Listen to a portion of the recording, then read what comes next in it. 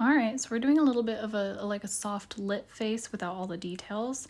I might go a little more detailed than you'd like me to, but you can quit before I do. I thought it might be useful to see sort of how I lay in the drawing for this. So it's a big circle on top, and then you can draw from the cheek to the chin, that shape.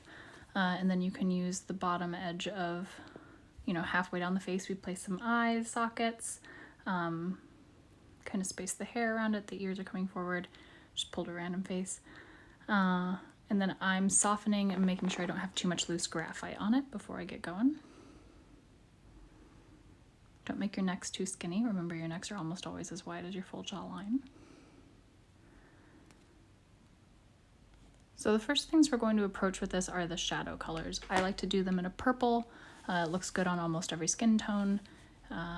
If you are dealing with a warmer skin tone, push it a little redder in the purple. Will help keep it alive feeling. Or in any skin tone, a little extra red in the purple helps it feel more alive. But if someone has a very cool skin tone, heading more into the blues can be really useful for getting those darker shades. So I'm just sort of blocking the light. I'm blocking it like it's coming from that left-hand top corner. So in the eye sockets, under the nose, along one side of the nose, under the chin, the top lip, I always just draw in shadow. It's so much easier. And then I do a little shadow for underneath the bottom lip without drawing the whole lip. And then I'm adding a little shadow around it. This is where looking at a reference picture comes in handy. You can literally just look at it as shapes. Like, here are some shapes of shadows, and you don't worry so much about drawing the specific detail lines. So you can see this already very much feels like it's sitting in space. It has some dimension, it has some depth. We're gonna go ahead and let the shadows entirely dry. So this is dry now. We're gonna start going over it with some actual skin color. I've used a little bit of burnt sienna mixed with some umbers to create this base tone. I'm not putting it over everything. I'm leaving some highlights, but I am going right over my shadow areas. As long as they're entirely dry, you'll be okay.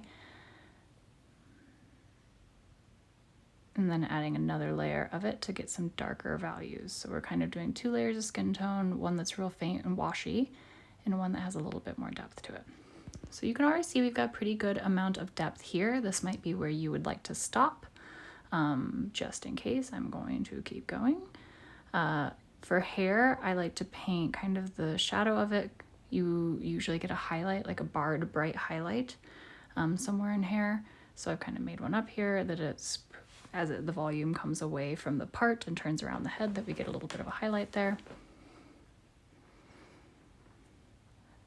I'm going to start going a little further with this. You can stop if you want, depending on where you're working at, Nathan, but we're gonna go ahead and add some yellow for some bounced warmth as we head into our highlight areas. I like to have a little bit of yellow.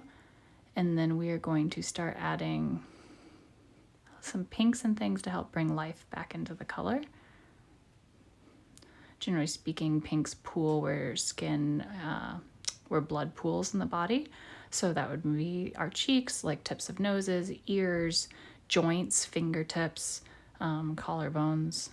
So sometimes it's where we expect it to be, and sometimes it's interesting to see what happens if everyone's knees are a little pinker than the rest of them. So here's where I'm going to go in and start adding some eyes and details and things like that. You, like I said, totally don't have to if you're doing more of a scenic or a lighting rendering, but it's never bad to know how to. So if you want to add the whites of the eyes back in, you can use a gel pen or a white colored pencil.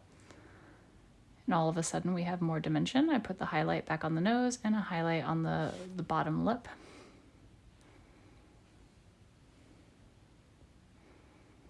So even if you start with a more gestural painting and you find you want to add more details, it's not impossible to go back and add those things. So just that top line and a little bit of highlight in the whites of the eyes has already gotten us pretty far at giving some more specificity.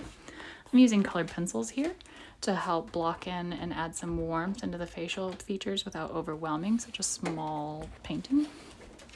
Since we were pretty loose with it, and colored pencil is more opaque, so it's a really controlled way to add in some details if you're interested in exploring them. A bit of white colored pencil can help make sure that your highlights pop along cheekbones, brow bones, etc.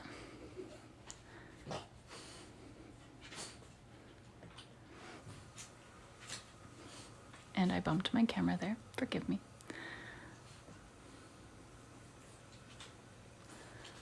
So I'm going to add just a bit more warmth, another layer of the skin tone back in. I feel like it will help smooth out some of my other blending areas and also get us a bit more smooth transition and a deeper tone.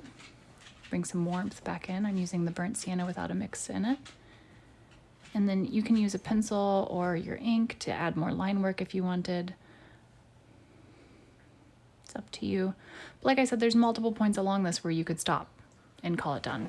And that would be enough information for a lighting rendering or scenic rendering that there's a person standing in space. They have a little bit of light on them. They have a little bit of design to them. But I just kept going because it might be useful to somebody to kind of see how we got there. She got a little messy, but it happened. All right, so this is kind of what we end up at the end. I hope that helps as far as just like getting light onto a face without a lot of shadows or mood lighting.